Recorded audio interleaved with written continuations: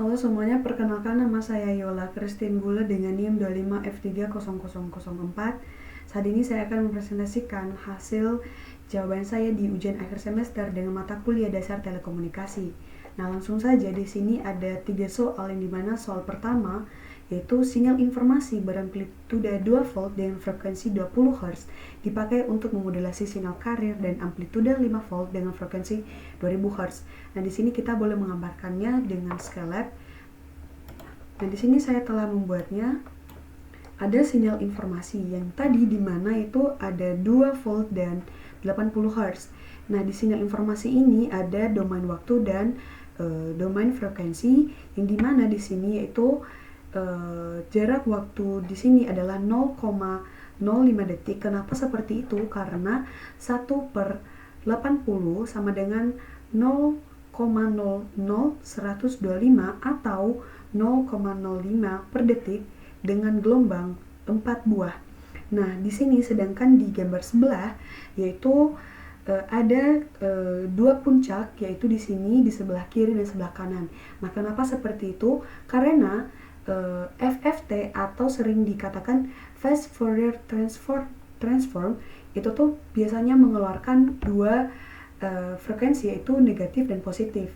Jadi positifnya itu di bagian sebelah kiri dan negatifnya itu di sebelah kanan. Sebenarnya aslinya itu cuma satu, yaitu di bagian kiri ini. Nah, sekarang kita masuk pada carrier.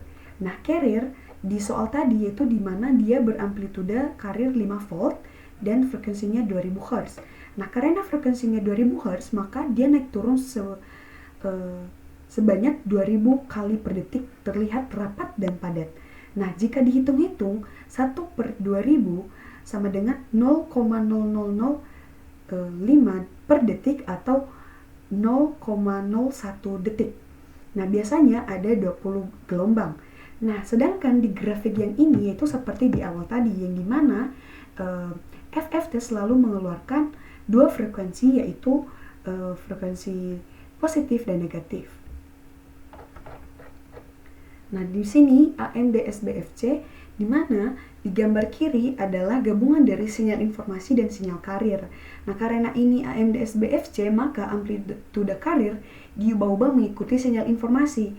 Kita bisa lihat di mana di sini yaitu gambar gelombang ini yang paling rapat ini adalah carrier dan gelombang yang naik turun ini adalah sinyal informasi. Nah, di sini pada gambar sebelah kanan, puncak yang paling tinggi adalah 2000 Hz. Nah, kenapa 2000 Hz? Karena carrier masih ada dan amplitudenya yang paling benar atau yang paling besar.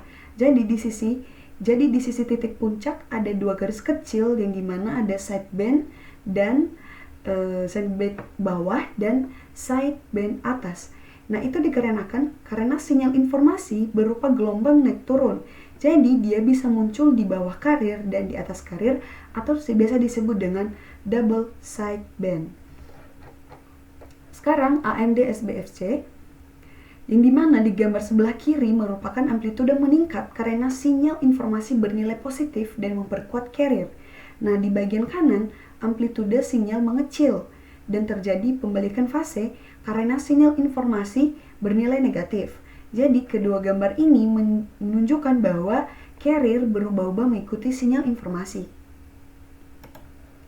Sekarang kita masuk pada soal kedua, yaitu gambarkan pula hasil deteksi sinyal AMDSBFC dan AMDSBSC, yaitu di kawasan frekuensi dan waktu menggunakan Skelet dan Proteus.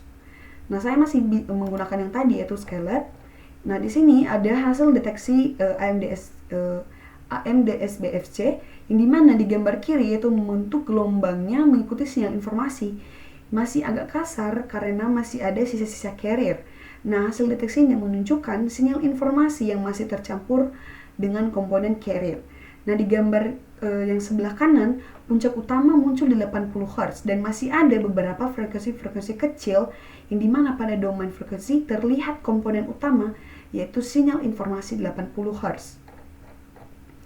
Nah, yang terakhir yaitu hasil deteksi AMDSBSC yang dimana pada domain waktu hasil deteksinya menunjukkan sinyal informasi yang masih bercampur dengan komponen frekuensi tinggi karena belum dilakukan penyaringan. Nah, sedangkan pada domain frekuensi terlihat komponen utama sinyal informasi masih di 80 Hz, serta komponen frekuensi tinggi yang dapat dihilangkan dengan low pass filter.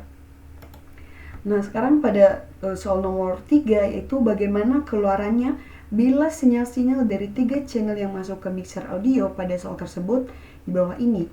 Nah, di sini kita akan mengerjakannya sesuai nomor presensi, dan di mana LPF-nya 550 Hz, HPF-nya 5000 Hz, dan BPF-nya yaitu 1000 dari 9 Hz sampai 1560 Hz.